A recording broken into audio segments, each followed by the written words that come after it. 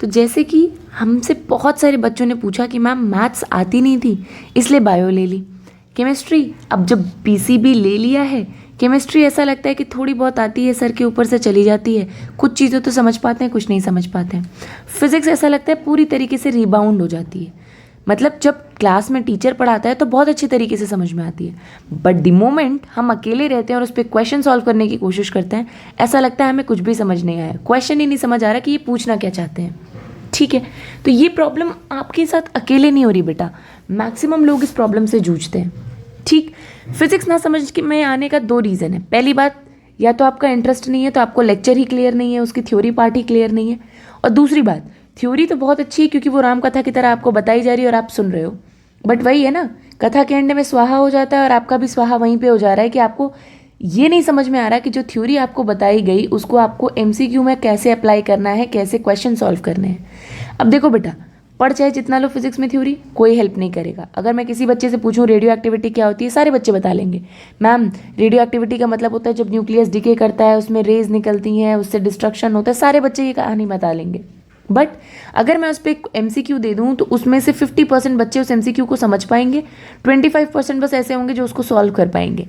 तो it's very very important कि ये जो थ्योरी से लेके एमसीक्यू का गैप है आपका इतना बड़ा, इसको कवर किया जाए, बिकॉज एक्चुअली नीट में आपका एमसीक्यू ही मैटर करता है।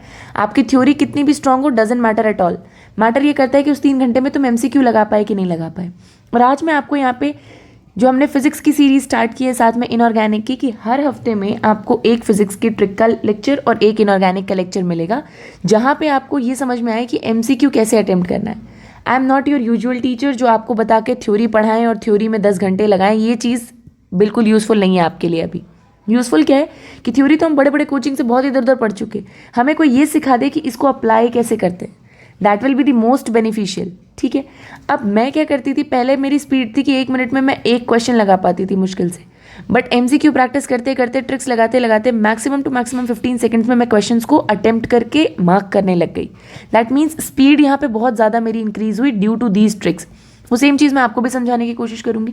आज मैंने जो चैप्टर लिया है न्यूक्लियर, उसके सारे हॉटस्पॉट सेगमेंट्स आपको मैं बता दूंगी, इसलिए मैं आपको इससे सबसे ज़्यादा क्वेश्चन कौन से फॉर्मूला से पूछे जाते हैं, कैसे क्वेश्चंस पूछे जाते हैं, क्या ट्रिक लगाई जाती है, ये एक लेक्चर में बता रही हूँ क्योंकि ये चैप्टर थोड़ा इंपॉर्टेंट है, इसलिए इसको पहले कर रहे हैं। बाकी आपके रिक्वेस्टेड चैप्टर्स पे भी ऐसी सीरीज लाने की कोशिश ज़रूर की जाएगी।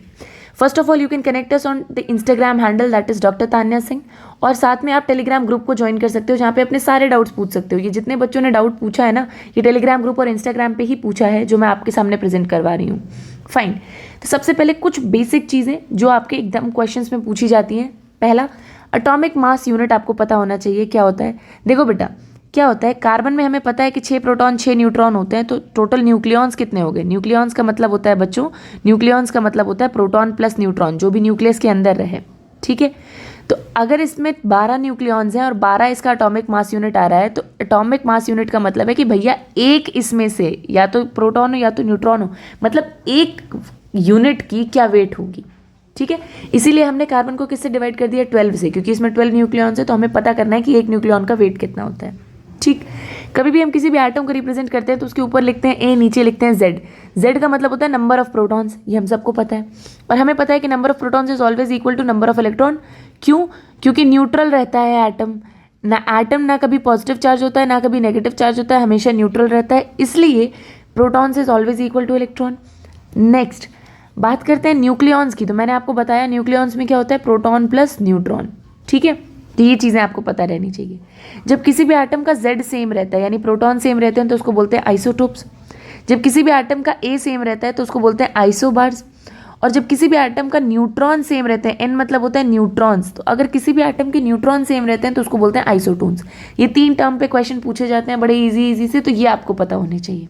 ठीक, एक बार स्टेटमेंट बेस्ड क्वेश्चन में ट्रू एंड फॉल्स में पूछ लिया गया था कि किसने न्यूट्रॉन को डिस्कवर किया था, इसलिए ये स्टेटमेंट यहाँ लिखा हुआ है कि चैडविक ने न्यूट्रॉन को डिस्कवर किया था। फाइन, ये बिल्कुल बेसिक इन्फॉर्मेशन है जो आपको पहले से पता है। अब ये मत सोचना कि मैम ये बच्चों का खेल कर रही है, ये तो मतलब 10th से पढ़ते आ रहे हैं। आगे का लेवल देखिए, अगर आप वो क्वेश्चन सॉल्व कर पा रहे हैं that means you are going to be securing good marks. और वो क्वेश्चंस थोड़े हायर लेवल के इन कंसेप्ट्स पे बेस्ड नहीं है, ये तो बेसिक आउटलाइनिंग है जितने की आपकी आइडिया होनी ही होनी चाहिए। ठीक है, अब देखिए इस पर क्या क्वेश्चन पूछा गया है। क्वेश्चन क्या पूछा गया है, अगर एक न्यूक्लियस है जिसमें कि आपका सोडियम जो है वो दिया हुआ है the number of proton neutrons and electron, ये बोला गया है। अब बच्चे बोलेंगे मैम 23 लिखा हुआ है, इसका मतलब proton plus neutron is equal to 23। मैं बोलूँगी बिल्कुल सही। प्रोटॉन इसमें से मैम नीचे दिया हुआ है 11 है, तो न्यूट्रॉन कितने बच जाएंगे मैम? न्यूट्रॉन कितने बच जाएंगे मैम? डेफिनेट सी बात है 12 बच जाएंगे, तभी तो 23 आएगा। और मैम जितने प्रोटॉन होते हैं उतने इलेक्ट्रॉन होते हैं। यही तो गलती कर रहे हो बेटा, जितने प्रोटॉन होते हैं न्यूक्लियस में कभी इलेक्ट्रॉन नहीं होते, इलेक्ट्रॉन हमेशा ऑर्बिट में घूमते हैं। न्यूक्लियस में सिर्फ आपका प्रोटॉन प्लस न्यूट्रॉन रहता है, इसलिए इलेक्ट्रॉन क्या हो जाएगा? 0। तो ऑप्शन कौन सा बचा, ए या बी? ठीक, लेकिन हमें पता है प्रोटॉन कितने, प्रोटॉन हमारे पास 11 है, नीचे ऑलरेडी लिखा हुआ है, तो हमारा ऑप्शन आ जाएगा इसमें ऑप्शन ए। आपने देखा किस तरीके से न्यूक्लियस लिख के इन्होंने खेल को घुमा दिया। आधे बच्चे नहीं देखेंगे कि वो न्यूक्लियस लिखा है, वो क्या मार्क करके आएंगे? वो कहेंगे टोटल आपका 11 प्रोटॉन 11 इलेक्ट्रॉन और 12 न्यूट्रॉन। वही तो नहीं करना है, न्यूक्लियस में तो सिर्फ प्रोटॉन और न्यूट्रॉन रहता है ना, इलेक्ट्रॉन तो रहता ही नहीं, इसलिए इलेक्ट्रॉन की वजह पे 0 लगाना है। ठीक है, तो क्वेश्चंस बहुत इजी पूछे जाते हैं, बस फर्क ये होता है कि हम क्वेश्चन को ढंग से ना पढ़ें या समझें ना। फाइन, अब आगे आते हैं। आगे क्या क्वेश्चन है? आगे का क्वेश्चन फिर से देखिए, ये सारे के सारे PYQs हैं, रिपीटेडली आए हुए हैं, और मैंने इसमें ईयर मेंशन करना मैं कुछ क्वेश्चंस में भूल गई हूँ, तो आप ये ध्यान रखो कि सारे PYQs हैं, आप PYQs ही कर रहे हो, तो आपको कंसेप्ट और हॉटस्पॉट पता चल जाएगा कि कौन से टॉपिक से इस चैप्टर में नीट वाले क्वेश्चन पूछते हैं और कौन सा कंसेप्ट इंपॉर्टेंट होता है। देखो बेटा, सबसे पहली बात मैं आपको बताऊँ तो मैं इसको एक यूजुअल फिजिक्स का लेक्चर नहीं बनाना चाह रही जो 2 घंटे की थ्योरी है, मैं आपको समझाऊं कि बेटा कार्बन होता है फिर उसकी रेडियो एक्टिविटी होती है, ये सब मेरा काम नहीं है। ठीक है, मैं आपको सिखाने वाली हूँ जो आपको कोई नहीं सिखाएगा, दैट इज क्वेश्चन में ट्रिक कैसे लगाते हैं, कौन से चैप्टर का क्या हॉटस्पॉट है जहाँ से क्वेश्चन पूछे जाते हैं, ताकि आप एग्जामिनर का माइंडसेट समझ जाओ। ठीक है, एग्जामिनर का माइंडसेट समझ जाओगे, तुम्हारे लिए सिलेबस और सिलेक्शन दोनों आसान हो जाएगा। यही चीज़ तो लोग नहीं समझ पाते हैं, इसीलिए सिलेक्शन रुकता है। ठीक है, आपने कितनी पोथियाँ पढ़ रखी हैं, कितना बिल्कुल PhD कर रखी है, उससे एग्जामिनर को कोई फ़र्क नहीं पड़ता। उसको फ़र्क इस बात से है कि जो वो पूछना चाहता है उसका जवाब जानते हो या नहीं, सिंपल। ठीक है, अब आते हैं ये क्वेश्चन क्या है, the nuclei of which one of the following pair of nuclei are isotones. अब देखो आइसोटोन्स हम लोगों ने क्या पढ़ा था, आइसोटोन्स हम लोगों ने पढ़ा था जहाँ पे न्यूट्रॉन सेम हो।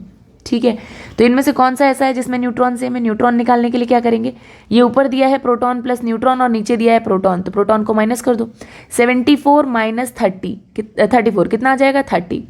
71 माइनस 31 इसमें भी 30 आ रहा है, इसका मतलब दोनों में आपके न्यूट्रॉन सेम है, तो पहला ही ऑप्शन आपका मैच बैठ गया। देखो, अगर किसी बच्चे को नहीं समझ में आया है फिर से देख लो, इसमें हमसे बोला गया है कौन से आइसोटोन्स हैं, तो हम सबको पता है कि आइसोटोन्स का मतलब होता है same number of neutrons, same number of neutrons. अब न्यूट्रॉन्स कहाँ सेम होंगे? Proton plus neutron is equal to A. ठीक है, अब यहाँ पे हर जगह देखो क्या दे रखा है, 34 क्या है? प्रोटॉन, तो इसमें न्यूट्रॉन कितने होंगे? 30। यहाँ कितना है? न्यूक्लियॉन्स कितने हैं इसमें? 71। प्रोटॉन कितने हैं? 31। तो बचेगा क्या? डेफिनेट सी बात है न्यूट्रॉन्स, तो न्यूट्रॉन्स कितने हुए? 30। तो अगर दोनों में न्यूट्रॉन सेम है, इसलिए ऑप्शन ए आपका राइट आंसर आ जा रहा है। ठीक है, आई होप आपको इतनी इजी चीज़ें आसानी से समझ में आ गई हूँ। अब आगे बढ़ते हैं। अब ये क्या बोला गया, ये ज़रा इंपॉर्टेंट है। ठीक है, ये कई जगह आपने नहीं पढ़ा होगा क्योंकि ये NCERT का फैक्ट है, और इस फैक्ट पे घुमा फिरा के हमारे टाइम पे एम्स में क्वेश्चन पूछे जाते थे। तो ये एक एम्स का क्वेश्चन है जो मैं आपको प्रेजेंट कर रही हूँ, और आपको ध्यान देना है इसमें। क्या है, if the nuclear forces between 2 protons 2 neutrons between proton and neutron are denoted by this then. ये हमसे बोल रहे हैं कि हम सबको पता है कि न्यूक्लियस में प्रोटॉन होता है, न्यूट्रॉन होता है। ठीक है, तो कितने फोर्सेज होंगे? एक तो प्रोटॉन के बीच में अट्रैक्शन लग सकता है, एक न्यूट्रॉन के बीच में अट्रैक्शन लग सकता है। ठीक है, और एक प्रोटॉन न्यूट्रॉन के बीच में अट्रैक्शन लग सकता है। न्यूक्लियस के अंदर ये 3 तरीके के न्यूक्लियर फोर्सेज होते हैं ना भाई, न्यूक्लियस के अंदर 2 पार्टिकल होते हैं, कौन कौन से? प्रोटॉन एंड न्यूट्रॉन, दोनों में अट्रैक्शन होता है। तो एक 3 तरीके के फोर्सेस बन सकते हैं उससे, प्रोटॉन के बीच में अट्रैक्शन, न्यूट्रॉन के बीच में अट्रैक्शन, प्रोटॉन के बीच में अट्रैक्शन। तो हमसे पूछा जा रहा है कि इन तीनों तरीके के न्यूक्लियर अट्रैक्टिव फोर्सेस में कोई डिफरेंस होता है क्या? आपकी NCERT में बच्चे एक लाइन लिखी है, वैसे तो फिजिक्स की NCERT आपके लिए पढ़ना बहुत इंपॉर्टेंट नहीं है, बट एक लाइन है जो आपको समझाना था मुझे, इसलिए एम्स का क्वेश्चन मैंने डाला। NCERT ने लिखा है these forces are approximately equal to each other. मतलब प्रोटॉन प्रोटॉन के बीच का फोर्स, न्यूट्रॉन न्यूट्रॉन के बीच का फोर्स और प्रोटॉन न्यूट्रॉन के बीच का फोर्स अप्रॉक्सीमेटली इक्वल होता है, एग्जैक्टली इक्वल नहीं होता। तो वो जो वर्ड अप्रॉक्सीमेटली है ना, वो आपको बड़े अच्छे से याद रखना है, क्योंकि हमारे लेवल पे ये पॉसिबल नहीं है कि इन फोर्सेस के बीच का डिफरेंस हम कैलकुलेट कर पाएँ। हमें बस इतना आइडिया होना चाहिए कि अप्रॉक्सीमेटली सेम रहते हैं, एग्जैक्टली सेम नहीं होते। इसलिए इस क्वेश्चन का आंसर आ जाएगा ऑप्शन ए, क्योंकि यहाँ पे देखिए तीनों तरीके के फोर्सेस के बीच में अप्रॉक्सीमेट साइन दिया हुआ है। ऑप्शन बी नहीं हो पाएगा, क्योंकि इसने लिखा है कि एकदम इक्वल नहीं होते, जो कि गलत बात है। इसने लिखा है तीनों के तीनों बिल्कुल सेम होते हैं, बिल्कुल सेम नहीं होते, हमने कहा अप्रॉक्सीमेटली इक्वल होते हैं, तो ये भी गलत बात है। और ये कोई बड़ा कोई छोटा तो होता ही नहीं है, ठीक है। तो ये वाला फैक्ट बताने के लिए मैंने आपको ये चीज़ फोकस की है। यहाँ पे देखो सिर्फ शब्दों का खेल है। एनसीईआरटी ने लिख दिया है अप्रॉक्सीमेटली इक्वल। आप तक अभी तक आपने कोचिंग में पढ़ा होगा कि बिल्कुल सेम रहते हैं न्यूक्लियर फोर्सेस, हर पार्टिकल पे एक जैसा एक्ट करते हैं, ये करते हैं वो करते हैं। मैं उनको गलत नहीं ठहरा रही, आपके लेवल पे वो चीज़ सही है, बट अगर आप क्वांटम फिजिक्स में जाएंगे तो आपको पता चलेगा कि थोड़े बहुत डिफरेंसेस इनके बीच में भी एग्जिस्ट करते हैं, भले वो पॉइंट भर के क्यों ना हो, ठीक है। इसीलिए एनसीईआरटी लिखती है अप्रॉक्सीमेटली। और एनसीईआरटी तो हमारी भगवान है, जो एनसीईआरटी कहते हैं हमें वही मानना है। देखो बेटा, सिलेक्शन रुकने का 2-3 रीज़न होता है। पहले चीज़, आप फोकस्ड अप्रोच के साथ नहीं पढ़ रहे हो। मेहनत सब करेंगे भाई, नीट के एग्जाम में बिना मेहनत किए कोई नहीं बैठता, ये बेवकूफ़ बनाने वाली बातें हैं। भले अप्रैल में करें, लेकिन करेंगे ज़रूर, ठीक। फोकस्ड होकर नहीं पढ़ोगे तो तुम्हें कभी सिलेबस कंप्लीट नहीं होगा और हमेशा बैकलॉग बना रहेगा। कोचिंग का काम है आपको डिटेल में पढ़ाना, ताकि वो अपने ऊपर कोई भी इल्ज़ाम नहीं लेना चाहते। आप कह दो कि आपने इतना डिटेल नहीं पढ़ाया, दूसरी वाली कोचिंग ज़्यादा डेप्थ में पढ़ाती है, इसलिए वो आपको डिटेल में पढ़ाएंगे। बहुत सारी कोचिंग मार्च में सिलेबस कंप्लीट करवाएगी, और मैं कहूँगी कि यहीं पे गलती करोगे। सिलेबस आपके मिड जैन से लेके फेब मिड तक कंप्लीट हो जाना चाहिए, ताकि आप रिवीजन के लिए 2-3 महीने निकाल पाओ। मई में आपका पेपर है। More the revision you will do, more the chances of selection you will have, ठीक है। ये चीज़ आपको ध्यान में रखनी है। और अगर फिर भी किसी बच्चे को पर्सनली कोई बात करनी है तो आप टेलीग्राम ग्रुप ज्वाइन कर सकते हो। ये जितने डाउट्स और क्वेरीज आ रही है ना बच्चे, ये सिर्फ टेलीग्राम ग्रुप से आ रही हैं, जहाँ से बच्चे कनेक्ट कर पा रहे हैं। इसलिए मैं समझ पा रही हूँ कि आपकी अभी रिक्वायरमेंट क्या है। साथ में आप इंस्टाग्राम पे डॉक्टर तान्या सिंह ज्वाइन कर सकते हो, जहाँ पे अपनी चीज़ें आप शेयर करके क्वेश्चंस पूछ सकते हो। We will be very glad to answer your questions, ठीक है। अब आगे आते हैं। ये मज़ेदार क्वेश्चन है जो 2018 में पूछा गया है। कुछ सालों को मैंने नीचे मेंशन कर रखा है कि कौन से साल में पूछा गया है। मैं कोशिश करूंगी कि आगे भी मेंशन कर पाऊँ, ठीक है, क्योंकि ये मैंने PYQs निकाल तो लिए हैं आपके इंटरनेट एंड बुक से, बट उसमें ईयर मेंशन करना मैं गलती से भूल गई हूँ। आई मेक श्योर कि नेक्स्ट वीडियो से वो अपलोडेड रहे, ठीक है। अब देखिए क्वेश्चन पढ़ते हैं। क्वेश्चन क्या है? Radioactive material has half life of 10 minutes. Initially there are 600 nuclei, so the time taken in minutes for the integration of 450 nuclei. देखो ये क्या कहना चाह रहे हैं बच्चा। पहली बात तो मैं बोलूं कि ये लेक्चर नहीं है, ठीक। मैं जानती हूँ कि आप सबको पता है कि रेडियो एक्टिव क्या होता है, आप सबको पता है कि हाफ लाइफ का मतलब क्या होता है। मैं आपकी बेस्ट टीचर तो नहीं हूँ फिजिक्स में, और ना मुझे बनना है। मुझे आपको सिर्फ वो अप्रोच सिखानी है जिससे कि क्वेश्चंस को आप इजी कर सकते हो। मेरा काम आपको थ्योरी रटवाना नहीं है। मुझे आपसे बोर्ड में 90% मार्क्स नहीं चाहिए, ठीक। थ्योरी इसलिए टीचर्स ज़्यादा डिटेल में पढ़ाते हैं। सीधी सी बात है, कहानी जैसा है, कहानी जैसा वो पढ़ाते हैं, कहानी जैसा तुम पढ़ते हो, लास्ट में वो स्वाहा कर देते हैं, तुम्हारे दिमाग से भी स्वाहा हो जाता है, क्योंकि पढ़ तो चाहे जितना लिया, क्वेश्चन बने नहीं। और बेटा थ्योरी से क्वेश्चन का ये जो गैप है, यही ब्रिज करना मेरा काम है, जहाँ पे आप क्वेश्चंस कर पाओ ताकि नीट में सिलेक्शन हो, ठीक। अब यहाँ पे देखो क्या बोला गया है। यहाँ पे बोला गया है कि पहले मेरे पास, इन्होंने बोला कि पहले आपके पास 600 न्यूक्लियाई थे, जिसमें से 450 डिसइंटीग्रेट हो गए। सो the time taken in minutes for the disintegration of 450 nuclei. तो बचे कितने? 150। क्वेश्चन पढ़ते, ये डिसइंटीग्रेशन है, इंटीग्रेशन ये डिस है, ठीक है। तो आपने कहा कि 450 मेरे डिसइंटीग्रेट हो गए, 150 ही बाकी है। तो आप मुझे बताओ कि टाइम कितना लगा, ठीक है। ये बोला गया इन्होंने हमें ये इन्फॉर्मेशन दी थी कि 600 न्यूक्लियाई हैं, और ये कह रहे हैं कि 450 डिसइंटीग्रेट हो चुके हैं, ख़त्म हो चुके हैं। अब इस क्वेश्चन को कैसे करें? तो बड़े बच्चों ने ना ऐसे फॉर्मूले पढ़े होंगे, n1/n इज इक्वल टू 1/2 की पावर n, ऐसे करके एक फॉर्मूले पढ़े होंगे। ये फॉर्मूले को अप्लाई करना नहीं जानते होंगे। मैं सीधे से बोलूँगी, बच्चे तुमने ये पढ़ा है ना कि T½ का क्या मतलब होता है? तुम फॉर्मूले अगर नहीं भी याद रख पा रहे हो तो मुझे ज़रा सीधा सा मतलब बताओ, T½ का क्या मतलब होता है? मैम T½ का मतलब होता है कि अगर मान लीजिए आपके पास 100 न्यूक्लियाई हैं तो वो 50 बच जाएं, और 50 क्या हो जाएं? ख़त्म हो जाएं। इसी को बोलते हैं T½ T half is the time taken for disintegration of 50% nuclei. मतलब कोई चीज़ अगर आप 100 लेके चल रहे हो तो उसमें से 50% उसकी खत्म हो जाए और 50% बाकी रहे, उसी को कहते हैं टी हाफ। आधे खत्म होने के टाइम को, आधे रेडियो एक्टिव डिके के टाइम को कहते हैं टी हाफ। ठीक है, हमें पता है कि एक टी हाफ में हमेशा जितना लेके चलते हैं उसका आधा ही बचता है, और हमें ये वाला फॉर्मूला भी पता है कि n by N naught, n1/n0 is equal to 1/2 की पावर n। इसका मतलब कितना लेके चले थे, कितना बचा है, हमेशा 1/2 इंटू एन क्या है, नंबर ऑफ टी हाफ्स। यहाँ पे जो n होता है वो नंबर ऑफ टी हाफ्स होता है ना। ये इस फॉर्मूले का मतलब होता है। अब इस क्वेश्चन को मैं कैसे सॉल्व करूँ? अगर मैं आपकी जगह पे रहूँगी तो मैं कहूँगी बेटा एक बात बताओ, 600 लेके चले थे यानी n0 600 हो गया, बचा कितना 150, यानी n1 150 हो गया।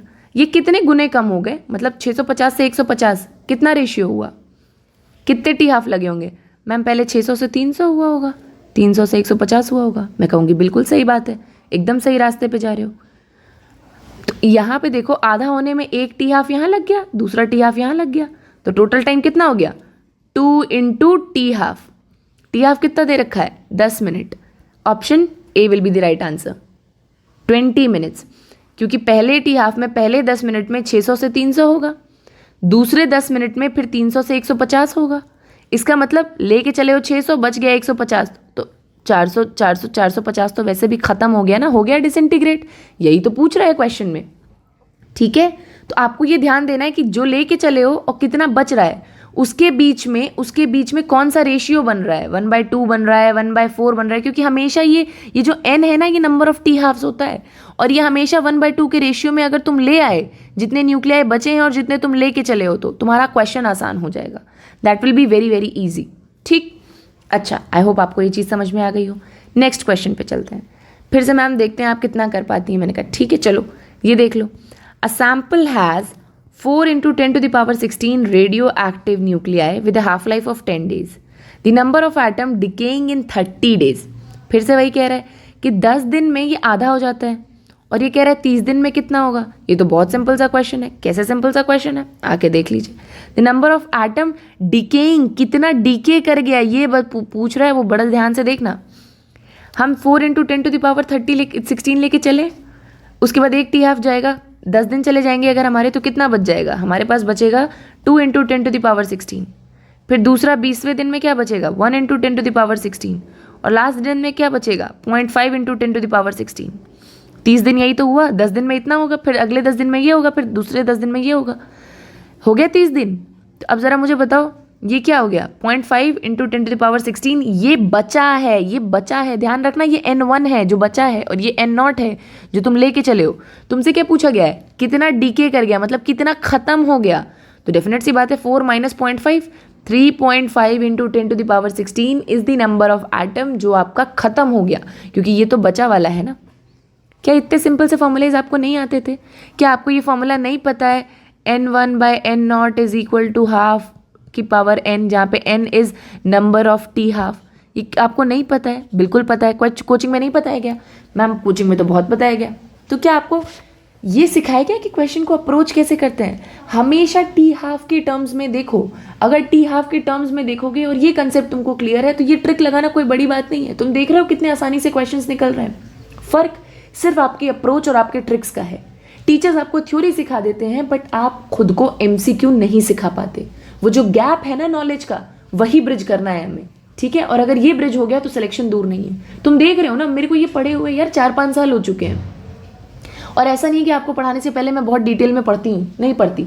मैं एक बार देखती हूँ क्वेश्चंस क्या आए हैं, मेरे दिमाग में तुरंत क्लिक करता है कि मैंने क्या ट्रिक से सॉल्व किया था, क्योंकि इतना कर ही लिया था ना कि अभी तक वो मेरी मेमोरी में बैठा है। और ये चीज़ें ना मुझे किसी टीचर ने सिखाई है, ना मुझे किसी कोचिंग ने सिखाई, ना मुझे किसी किताब ने सिखाई है। ये खुद जब आप एमसीक्यू प्रैक्टिस करते हो, 300 क्वेश्चन एक तरीके के लगा लोगे, तो आपका दिमाग शॉर्टकट तरीके ढूंढता है कि किस तरीके से आंसर पे पहुंचे। क्योंकि देखो खेल क्या होता है, पॉइंट ए से आपको पॉइंट बी पे जाना है। ये है आपका क्वेश्चन, ये है आपका आंसर, ठीक। कोचिंग वालों का काम होता है इसको जिगजैग बनाना, कि पहले वो आपको ये सिखाएं कि ये वाला फॉर्मूला कैसे डिराइव करते हैं, फिर इसको अप्लाई करो, फिर यहाँ तक पहुँचो। मेरा काम है आपको ये स्ट्रेट बताना कि फॉर्मूला अगर समझ में आया है तो अप्रोच सीधी रखो, ताकि हमेशा ऑन द टारगेट पहुँचो, ठीक है, क्योंकि ये सब्जेक्टिव पेपर नहीं है जहाँ आपके पास बहुत टाइम हो। टाइम ही तो गेम है यहाँ पे, टाइम ही तो नहीं है अपने पास। अब मेरे पास एक पेशेंट आ जाए और मैं ऐसी डॉक्टर हूँ जिसको डेरिवेशन नहीं याद आ रहा, तो पेशेंट तो निपट जाएगा। आप सोचते रहिए जो सोचना है। इसीलिए हम लोग को कहा जाता है नीट को पेपर बाउंड क्यों किया जाता है टाइम में, ताकि हमारी क्विक थिंकिंग बने, रीजनिंग बहुत अच्छी बने। ठीक है, अब आगे देखते हैं ये क्वेश्चन क्या है। चलो ये क्वेश्चन देखते हैं। Half life of a radius is 1600 years, the fraction of sample of radium that would be remaining after 6400 years. अब ये तो बड़ा सिंपल सा क्वेश्चन है। ये बोल रहे हैं कि हाफ लाइफ किसी की टी हाफ जो दी हुई है, चलो मैं यहाँ पे सॉल्व करके आपको दिखा देती हूँ। टी हाफ जो आपको दी हुई है, ये दी हुई है 1600। ये कह रहे हैं अगर मैं टाइम ले लूँ 6400, तो पहले तो ये बताओ ये कौन से रेशियो में आ रहा है। मैंने हमेशा कहा है टी हाफ और टाइम के बीच में रेशियो निकालो, हमेशा निकलेगा। ये 4 टाइम्स नहीं हो जा रहा है? 16 into 4 is 64 if I am right, है ना। तो 4 टाइम्स आपका 64 हो जा रहा है। इसका मतलब 4 टाइम्स ऑफ टी हाफ ये है। फाइन, तो ये आपसे पूछ रहा है कि कितना फ्रैक्शन बचेगा, तो ये तो बिल्कुल फॉर्मूला बेस्ड हो गया।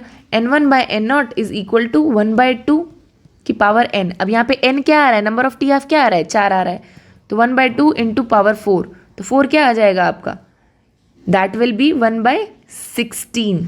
तो आंसर आपका हो जाएगा option number D. Very very important, that you need to know. ठीक, बहुत इंपॉर्टेंट है। The fraction of sample that would remain after 64। हाँ, 2 into 2 4, 4 into 2 8 and 8 into 2 definite सी बात है 16। तो आपका आंसर समझ में आ गया होगा। फाइन, देख रहे हो कितने 10 सेकंड के अंदर हम लोग क्वेश्चन सॉल्व कर रहे हैं। क्वेश्चन पढ़ने में टाइम ले लो भले, बट अगर तुम्हें कंसेप्ट समझ में आ गया तो तुम क्वेश्चन कर ले जाओगे। नेक्स्ट आते हैं।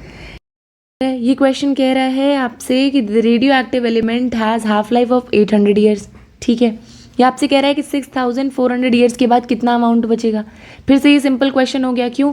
क्योंकि टी हाफ इसमें दे रखा है 800 और आपसे पूछा जा रहा है इतने टाइम के बाद, यानी 6400 ईयर्स के बाद कितना बचेगा। बड़ा सिंपल सा क्वेश्चन है। इसमें अगर आप रेशियो निकालोगे तो आपको पता चलेगा कि 8 8 जा, है ना, 8 8 जा कितना होता है, 1/8 निकलेगा। ये 8 टाइम्स 8 टी हाफ जब बीत जाएंगे तब आपसे पूछा जा रहा है कि कितना बचेगा। अब हमें ये बहुत आसानी से पता है, क्या पता है कि n1 bye n0 is equal to 1/2 की पावर n, और n यहाँ पे क्या आ रहा है, 8 आ रहा है, क्योंकि 8 8 जा 64, है ना। तो आप n की जगह पे 8 रख दोगे और आपका आंसर निकल आएगा, एंड आपका आंसर होगा ऑप्शन डी। इतना ही बचेगा। यही वाले फॉर्मूले से तो निकालते हैं कि कितना लेके चले हो कितना बचेगा। ठीक है, that is a very important concept that you need to know. Fine, ये क्वेश्चन आपको समझ में आ गया। नेक्स्ट क्वेश्चन पे मूव करते हैं।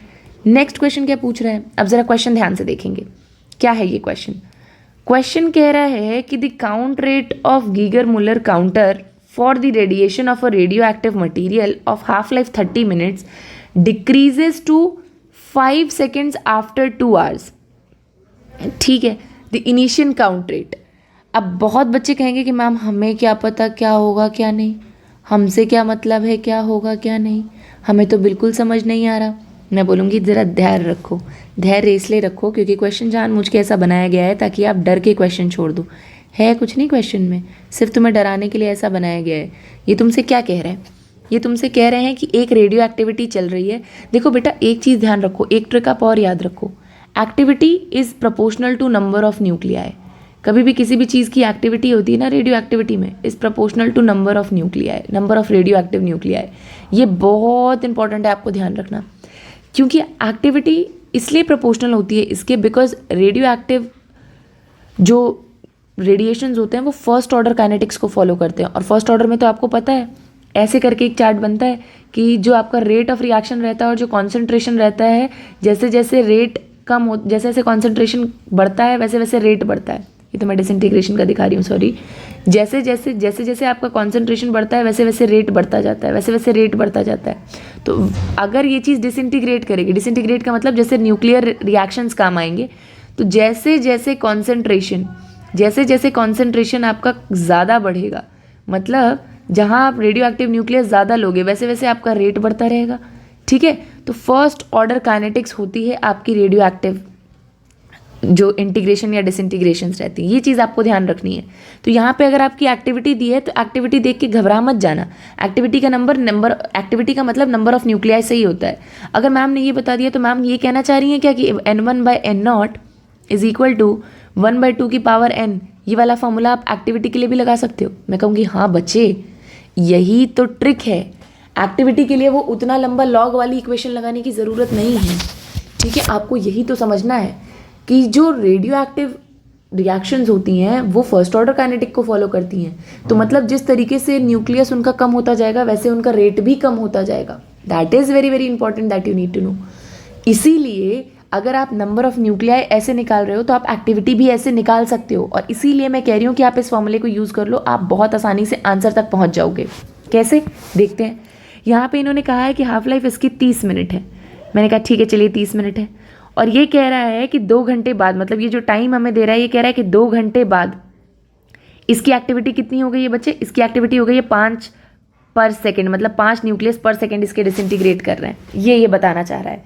ठीक है, ये क्वेश्चन में यही बताना चाह रहा है कि इसकी हाफ लाइफ 30 मिनट है लेकिन 2 घंटे बाद इसकी जो एक्टिविटी है वो 5 सेकेंड हो गई है। तो मैं आपसे कहूँगी कि चलिए ज़रा इस क्वेश्चन को निकालते हैं। आप कहेंगे मैम कैसे निकालें? तो मैं आपको सिखाऊंगी कि देखो, हमने ये फॉर्मूला पढ़ा है n1/n0 is equal to half into n number of T halves होते हैं। यहाँ पे हमें टाइम का रेशियो क्या दिया हुआ है? यहाँ पे हमें टी हाफ दिया हुआ है 30 मिनट और आपका टी टोटल क्या दिया है? 2 घंटे। इसमें अगर आप रेशियो निकालो तो कितना निकल जाएगा? 4 गुना 30 मिनट 1 घंटा, फिर 30 मिनट 2 घंटा। तो मतलब 4 टी हाफ के बाद हमसे पूछ रहा है ये। ठीक है, तो यहाँ पे आप क्या रख दोगे? n1 आपका दिया गया है कितना? 5 पर सेकेंड, क्योंकि 2 घंटे बाद इन्होंने हमें एक्टिविटी बताई है। अगर मैं क्वेश्चन सही पढ़ पा रही हूँ तो ये कह रहे हैं कि 2 घंटे बाद 5 पर सेकेंड हो जा रही है। तो आप मुझे इनिशियल एक्टिविटी बताइए। यही तो ये कहना चाह रहे हैं ना कि इनिशियल एक्टिविटी आप मुझे बताइए। ठीक, n0 हमें बताना है इसमें, तो n0 ऐसे ही लिख देते हैं। और ये कितना निकल रहा है? ये निकल रहा है 1/2 की पावर 4, 1/2 की पावर 4, यानी 5/n0 इज इक्वल टू 1/16। 5 × 16 कितना हो गया? जितना आप निकालेंगे वो आपका आंसर निकल जाएगा। ठीक है, that is must to know. ठीक है, अब अगर आप इसको एक तरीके से नहीं करना चाहते, इस तरीके से नहीं करना चाहते तो दूसरे तरीके से समझ लीजिए। ये मेथड 1 था। मेथड 2 क्या है? ये बोल रहे हैं कि 30 मिनट इसकी हाफ लाइफ है। मैं कह रही हूँ ठीक है 30 मिनट, मतलब आप 4 हाफ लाइफ बिता चुके हो। रेशियो तो पहले निकालना है। 4 हाफ लाइफ बिता चुके हो, एंड में 5 पे आ रहे हो। तो 30 मिनट पहले इसका क्या होगा? डेफिनेट सी बात है मैम 10 रहा होगा, तभी तो अब 5 रह रहा है। उसके 30 मिनट पहले कितना रहा होगा मैम? 20 रहा होगा, तभी तो 10 आ रहा है। हाफ लाइफ का मतलब तो हाफ होना है ना। तो अगर तुम पहले चले जाओगे तो डबल नहीं होता जाएगा। फिर उसके 30 मिनट पहले क्या होगा बेटा? उसके 30 मिनट पहले मैम 40 रहेगा। और सबसे स्टार्टिंग में क्या रहा होगा? 80 रहा होगा मैम। क्यों? क्योंकि जितने टी हाफ बीतते जाते हैं उतनी बार हाफ होता जाता है। तो देखो कितना हो गया? 30 मिनट 1 घंटा, 1 घंटे 30 मिनट 2 घंटे, 2 घंटे पे आ गए 5 पे। तो स्टार्ट कहाँ से किए होगे? 80 से किए होगे। तो ये दोनों मेथड्स आपको समझ में आने चाहिए, जो भी बेस्ट लगे उससे निकाल लो। मैं तो बेटा सेकंड वाले से निकालती थी क्योंकि मुझे ऐसे ही समझ में आता है और ये इजी भी पड़ता था, कम टाइम में क्वेश्चन सॉल्व होते थे। ठीक है, अब आगे आते हैं, इस क्वेश्चन को देखते हैं। A radio active sample with a half life of 1 month has the label कि उसकी एक्टिविटी 2 माइक्रो क्यूरीज है एट द डेट ऑफ 1/8/13। इसकी एक्टिविटी 2 मंथ पहले क्या रही होगी? फिर वही बात, बच्चे कहेंगे मैम एक्टिविटी के लिए लॉग वाला फॉर्मूला पड़ा था, वो अप्लाई करना बहुत। अबे रोना गाना मत मचाओ, सिंपल से जो चीज़ें हम तुम्हें सिखा रहे हैं उसको सीखो। इसी को कहते हैं माइंड गेम। हमें पता है कि जो रेडियो एक्टिव डिसइंटीग्रेशन होता है that is a first order kinetics. तो फर्स्ट ऑर्डर काइनेटिक्स में क्या होता है कि जैसे जैसे न्यूक्लियस कम होता जाता है वैसे वैसे रेट धीमा होता जाता है। कभी भी रेट 0 को टच नहीं करता, क्योंकि जैसे जैसे न्यूक्लियस कम होगा उसका रेट खत्म हो गया। इतना धीमे रिएक्शन चलेगा, इतना धीमे रिएक्शन चलेगा, कभी ख़त्म ही नहीं होगा। ठीक, अब इसीलिए हम कहते हैं कि एक ट्रिक हमेशा याद रखिए कि activity is always proportional to number of nuclei. तो जब नंबर ऑफ न्यूक्लियाई के लिए आप ये फॉर्मूला लगा सकते हो n1/n0, तो वो आप एक्टिविटी के लिए भी लगा सकते हो। उसके लिए आपको लॉग पे कूदने की ज़रूरत नहीं है। कोचिंग इंडस्ट्री ने आपके दिमाग में भर ज़रूर रखा है, लेकिन ज़रा अपना कॉमन सेंस अप्लाई करो। ठीक है, थोड़े चीज़ों को टैकल करना सीखो। तो ये क्या कह रहा है कि किसी चीज़ की एक्टिविटी अगर अभी हमारे पास कितनी है, किसी चीज़ की एक्टिविटी अगर मेरे पास 2 मेरी क्यूरी है अभी, तो ये कह रहा है कि उसकी एक्टिविटी कितनी रही होगी 2 महीने पहले, और इसका हाफ लाइफ कितना है 1 मंथ। तो चलो अभी अगर 2 है और 2 महीने पहले हमसे पूछा जा रहा है, ठीक है, तो कितनी होगी इसकी एक्टिविटी? टाइम क्या है इसका? टी हाफ क्या है? 1 मंथ। और पूछा क्या जा रहा है हमसे कि अभी 2 महीने बाद इतनी है। ठीक, तो 1 महीने पहले कितनी रही होगी? 4 रही होगी। उसके 1 महीने पहले कितनी रही होगी? 8 रही होगी। तो पहले 1 महीने में 8 से 4 आया, दूसरे महीने में 4 से 2 आया, क्योंकि 2 ही महीने का हमें टाइम दिया गया है और अभी हम 2 महीने के एंड में है जहाँ पे हमारी एक्टिविटी 2 है। टी हाफ निकल गया आपका answer. Option number D will be the answer. 8 मेरी क्वेरी। बात समझ में आई? सिंपली थोड़ा सा दिमाग लगाना है, आंसर तक पहुंच जाओगे। उसके लिए बड़े बड़े लॉग वाली इक्वेशन लगाने की जरूरत नहीं है। बताओ अगर मैंने कुछ गलत कहा तो। ठीक है, अब आगे आओ। Next question. ये क्वेश्चन देखना थोड़ा मज़ेदार है, क्योंकि ये वही कर पाएगा जिसको रेडियो एक्टिविटी का कंसेप्ट बड़े अच्छे से पता होगा। ये सबके बस की बात नहीं है। अब देखते हैं मुझे याद है कि नहीं। The half life of a radioactive isotope X is 50 years. ठीक है। It decays to an another element Y which is stable. So the two elements x and y are found to be in the ratio of 1:15 in a sample of given rock, the age of rock. आधे बच्चे कहेंगे हम क्यों निकाले, उसकी as कितनी है? हमें तो क्वेश्चन ही नहीं समझ में आया। भाड़ में जाओ, कितनी भी उम्र हो हमसे मतलब नहीं है। क्वेश्चन इतना टफ है, छोड़ो छोड़ो, बाद में करेंगे, पहले इजी वाले कर लेते हैं। मैं कहूँगी बेवकूफ़ हो तुम, इसकी लैंग्वेज देख के डर गए। है कुछ नहीं है। कुछ लोग तुमको सिखाएंगे फिर लॉग वाली इक्वेशन, log 1/log 2, उससे हम एज ऑफ रॉक निकालते हैं। बेकार की बातें। फिर से सुनो मेरी ट्रिक क्या है। अब इस क्वेश्चन को मैं कैसे टैकल करूँगी ये मैं आपको दिखाती हूँ। ये कह रहा है कि हमारे पास ना एक x नाम का रॉक है जो कि y में टूट रहा है, और y ज़्यादा स्टेबल है, बट डेफिनेट सी बात है तभी तो टूट रहा होगा। हमेशा रेडियो एक्टिविटी क्या होती है कि अनस्टेबल चीज़ों से स्टेबल बनने की प्रोसेस, इसी को रेडियो एक्टिविटी कहते हैं। तो मैं आपको सिखाती हूँ कि ये कैसे करते हैं। ये कह रहा है कि x वाला जो रॉक है ना, इसकी हाफ लाइफ 50 साल है, तो इसकी टी हाफ दी हुई है तुमको 50 साल की, मतलब 50 साल में ये टूटता है किसमें? y में। ये चीज़ें तुम्हें समझ में आ जानी चाहिए। और एक पॉइंट ऑफ टाइम पे, मान लो हज़ारों साल बाद अगर मैं इसकी सैम्पलिंग कर रही हूँ, जैसे कार्बन डेटिंग करते थे वैसे अगर मैं कार्बन डेटिंग कर रही हूँ, तो इन दोनों का रेशियो मुझे मिल रहा है x का y का 1:15 का। ठीक, x और y is found in the ratio 1:15। तो अब मुझे बताओ कि उस रॉक का एज क्या होगा। मैं कहूँगी लॉग वॉग मत लगाना, थोड़ा सा दिमाग लगा लेना। क्वेश्चन बड़ा आसान है। क्या आसान है भैया? 15 बार x अभी 1 बचा है, और 15 जो है x वो y में बदल चुका है। 15 y का मतलब तो यही है ना कि 15 बार x टूट टूट के y बना रहा है, क्योंकि y एक ही प्रोसेस से बन रहा है। x y में बदल रहा है तो y बन रहा है।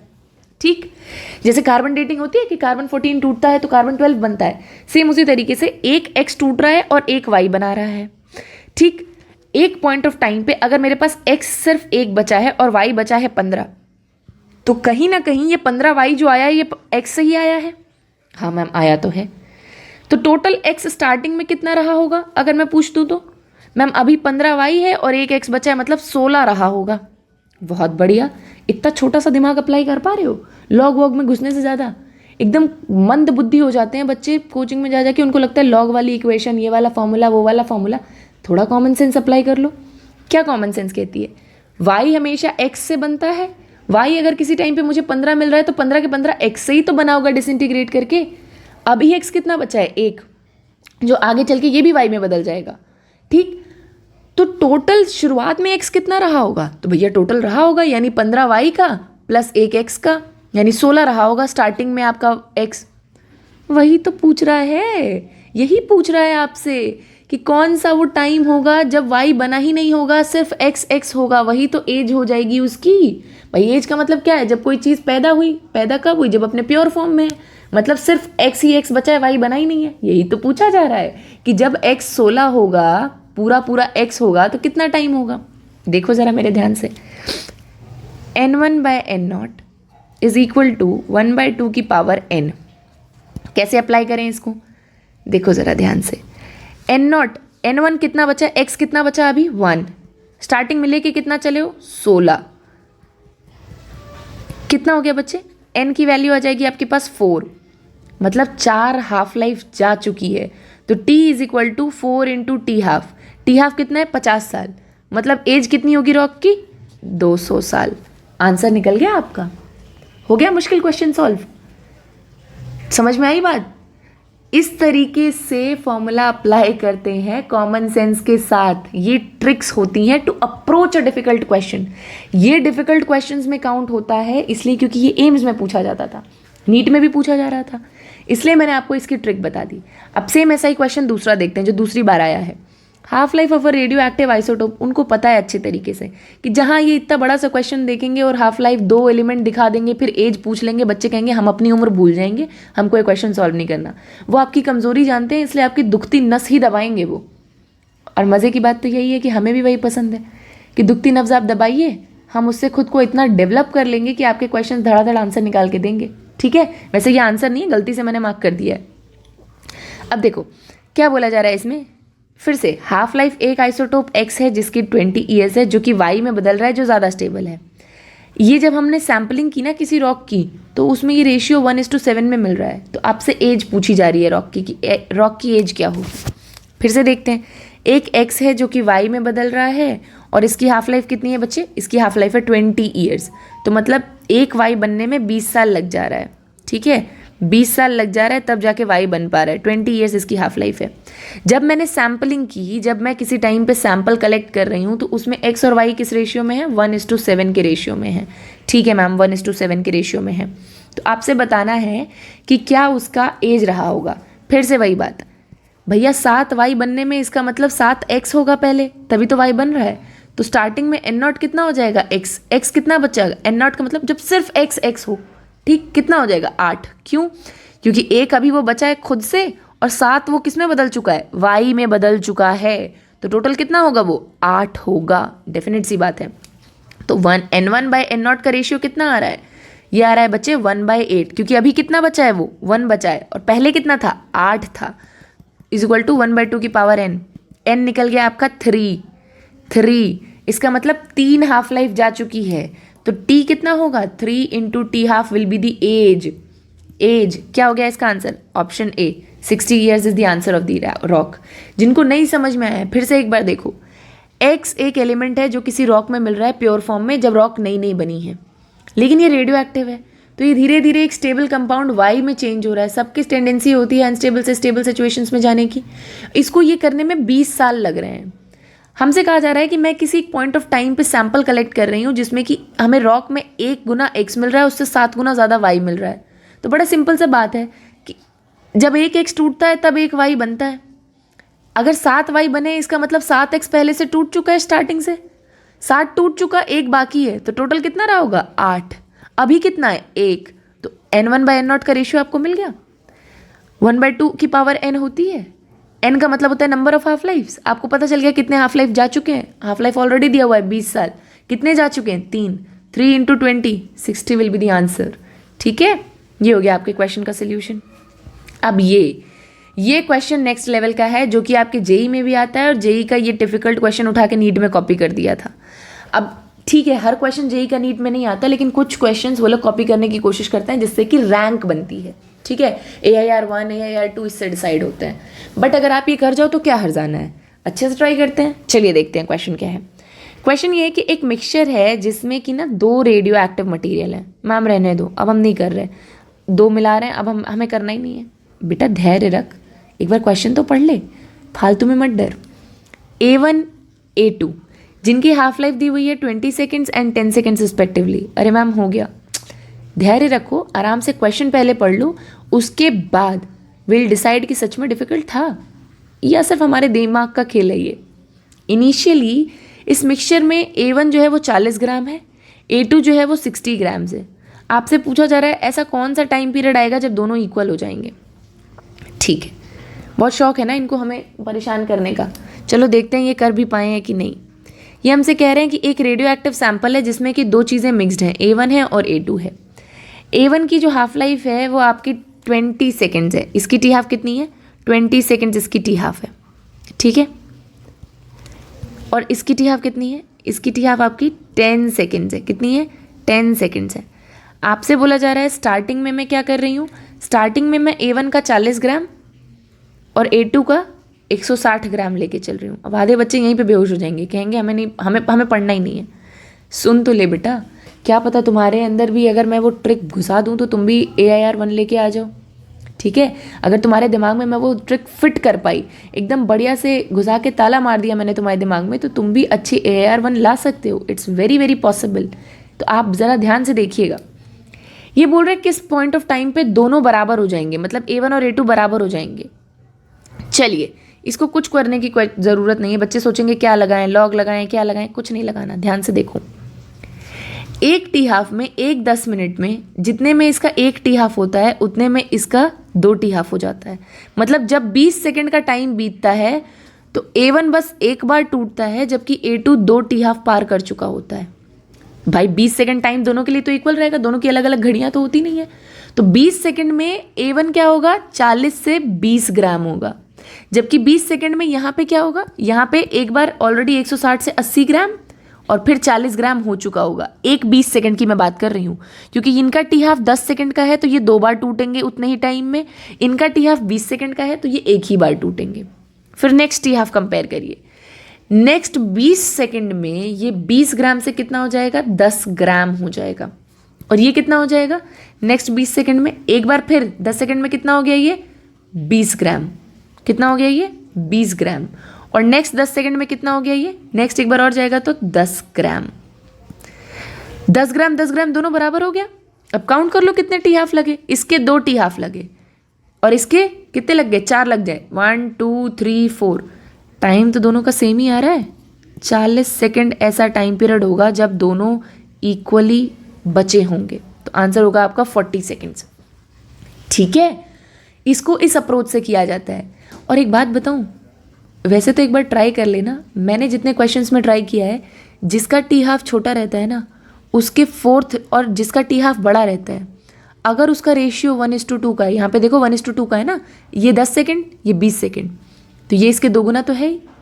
हमेशा छोटे वाले के फोर्थ टी हाफ पे दोनों इक्वल हो जाते हैं, हमेशा। अगर मेरी बात पर ट्रस्ट ना हो, क्योंकि मैं आपकी बड़ी बड़ी कोचिंग की कोई क्वालिफाइड टीचर तो हूँ नहीं, लेकिन 300-400 क्वेश्चन मैंने अपने टाइम पे इस पैटर्न के लगाए थे, तो मुझे समझ में आ गया था कि हमेशा ऐसा होता है कि टी हाफ हमेशा 1:2 के रेशियो में दिया रहता है। ठीक, अगर 1:2 के रेशियो में टी हाफ दिया हुआ है तो हमेशा जो टाइम पीरियड जिस पे दोनों इक्वल हो जाते हैं वो होता है fourth of the smaller T half. नहीं विश्वास है, ट्राई कर लेना जितने क्वेश्चंस में चाहो। अगर गलत निकल गए तो मुझे बता देना। वैसे गलत निकलोगे नहीं, क्योंकि जितने तुम क्वेश्चन करोगे ना उससे ज़्यादा मैं करके बैठी थी। ठीक है, और सब में मुझे एग्जैक्टली सेम आंसर मिला। और ये आपका दिमाग तभी काम करता है जब आप क्वेश्चन सॉल्व कर पाओ। सिलेक्शन के लिए क्या दोनों चीज़ें ज़रूरी हैं। पहली चीज़, ट्रस्ट योर सेल्फ। आप भी वही इंसान हो जो सिलेक्टेड लोग हैं। And trust the process. अगर अभी आपको लो लग रहा है, ऐसा लग रहा है कुछ भी नहीं आ रहा है, क्या करूं, बेटा परेशान होगे तो कुछ नहीं हो पाएगा। परेशान ही तो नहीं होना है ना। परेशान इसलिए नहीं होना है क्योंकि परेशान होगे तो 100% गारंटी है कि सिलेक्शन नहीं होने वाला। एक बार अपना 100% दे दो, क्या पता 70-80% चांसेस बन जाए आपके सिलेक्शन के। So trust the process, trust yourself. और इसी के साथ will definitely connect you through Telegram और Instagram, whatever you want. Thank you, stay motivated, stay blessed.